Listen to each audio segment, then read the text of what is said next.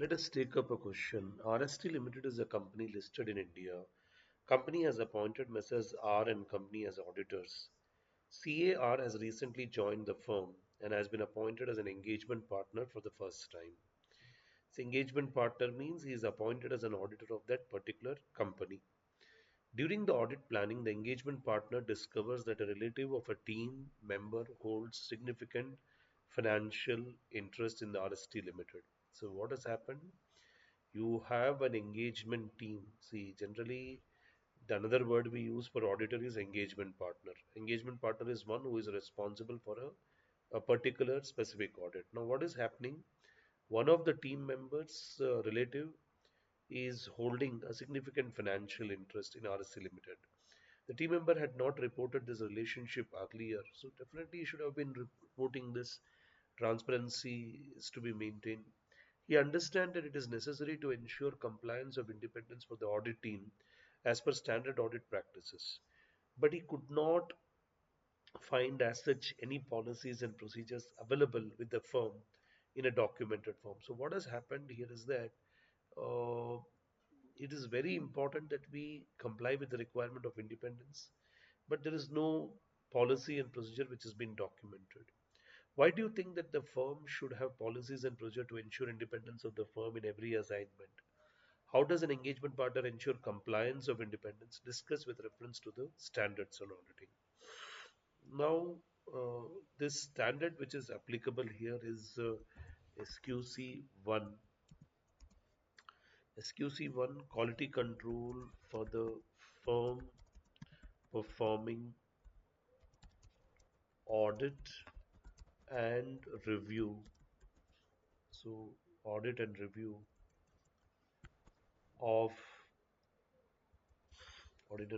of historical financial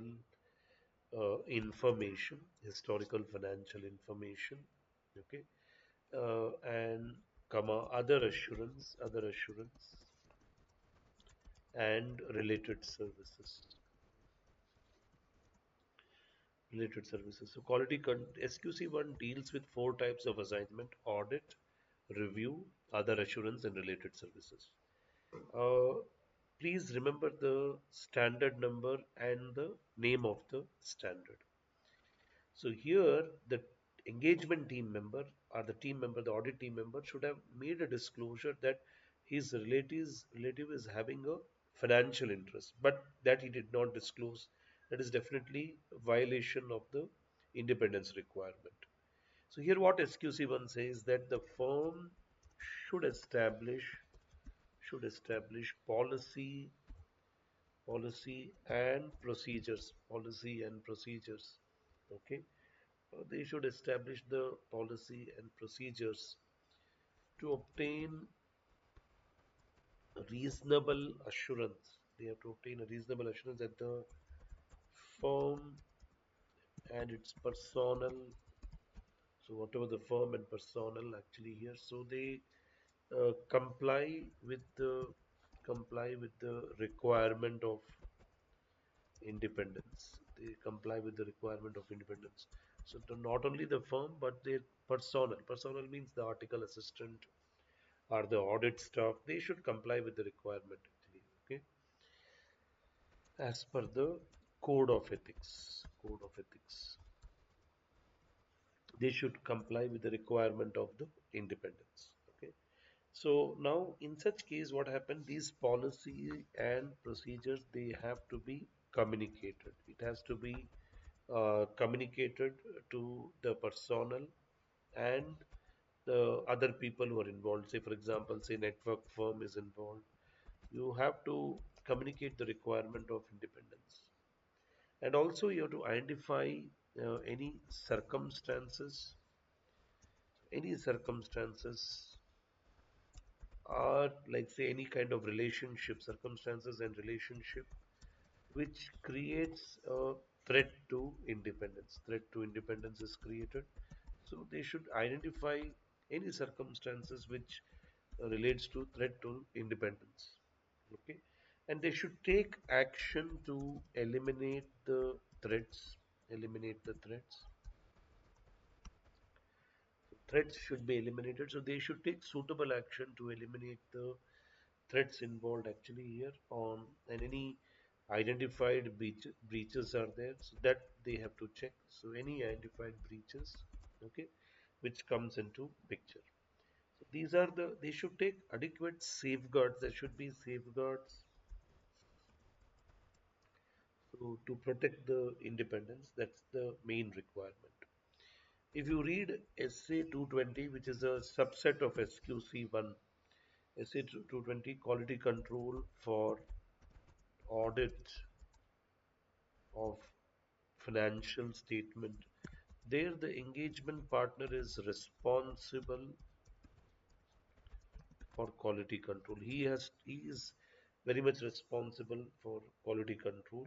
Okay, and information should be obtained. So they have to obtain the information. So information has to be obtained. Information is required to be obtained with any circumstances or relationship which creates threats to independence. Okay, and any threats to independence is created. Okay, you have to evaluate the information, do the evaluation. Okay, evaluate the information and take steps. Again, what happens, there should be some actions to eliminate the threat. This is what is required to be done. So you have to give reference to both the requirement here of SQC1 and SA220. That's the thing here. And suppose say they are not unable to eliminate the threat, then that has to be communicated by the uh, engagement partner, that there is an inability to eliminate the threat. So that is our eliminate to take a suitable action. So in this case, suppose say the engagement team, his team member, his relative is a partner. Ideally, what should be means who is having a conflict of interest, where one of the investor is the relative of the engagement team member. Now that engagement team member should not be allowed to conduct the audit. So he should be kept outside the that particular assignment. Okay, that's the thing here. So they should, all the articles, audit staff should be sensitized that they have to be completely disclosing any interest, any conflict of interest they have. They should make a complete disclosure of it. Okay, so this is the answer. Let us move ahead.